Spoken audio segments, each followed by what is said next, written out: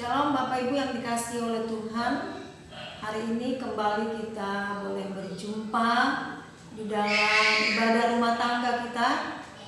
Setiap malam Sabtu seperti biasa kita akan diberkati kebenaran firman Tuhan. Dan hari ini sama-sama kita akan diberkati oleh kebenaran firman Tuhan.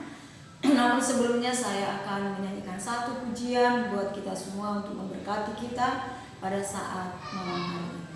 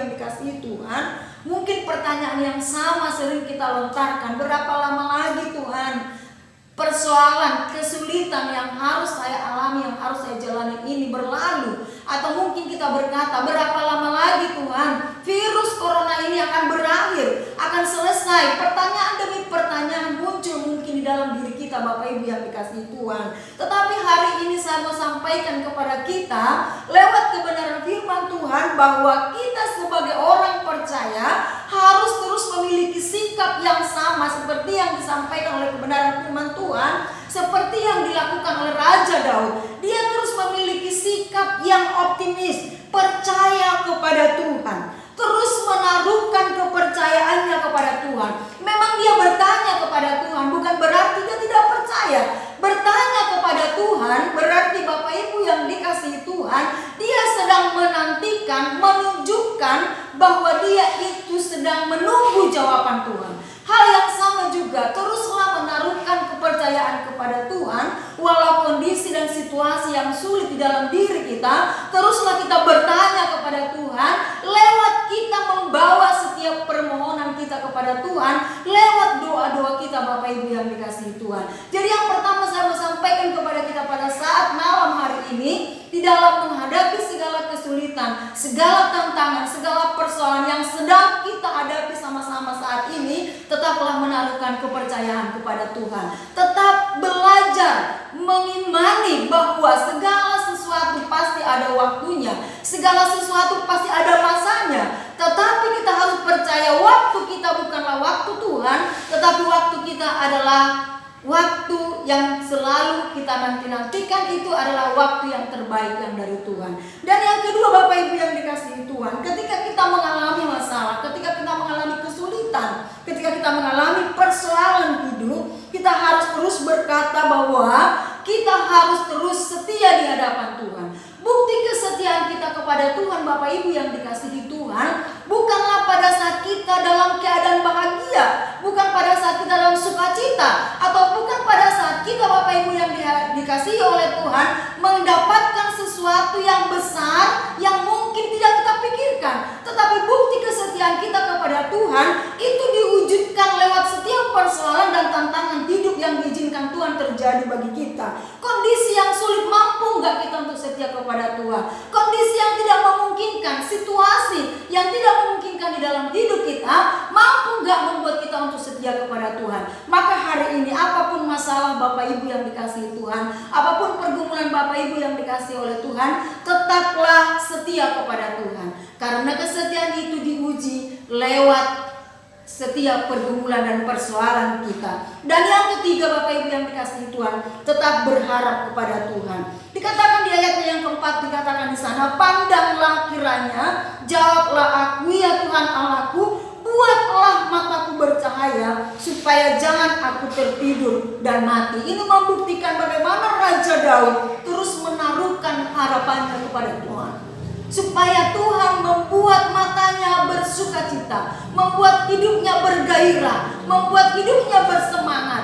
Maka Raja Daud berkata, pandanglah kiranya aku ya Tuhan. Ada harapan bagi Raja Daud ketika dia mengetahui bahwa Allah yang dia sembah itu adalah Allah yang selalu memberikan jawaban tepat pada waktunya. Walau di dalam kegelisahan, di dalam segala ketakutannya, dia terus menaruhkan harapannya kepada Tuhan.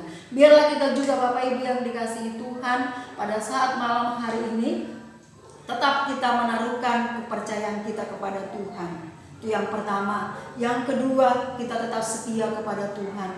Dan yang ketiga, tetap kita menaruhkan harapan kita kepada Tuhan. Biarlah firman Tuhan ini menyemangati kita, memberkati kita semua, apapun masalah pergumulan kita, atau apapun yang diizinkan Tuhan terjadi di tengah-tengah bangsa kita yang kita cintai ini akhir-akhir ini. Mari kita terus mempercayakan semuanya kepada Tuhan. Karena waktu kita bukanlah waktu Tuhan. Bagian kita adalah melakukan apa yang menjadi kehendak Tuhan, dan biarkanlah Tuhan mengerjakan bagiannya di dalam hidup kita pribadi lepas pribadi, khususnya bagi bangsa yang kita cintai. Tuhan Yesus memberkati kita. Amin.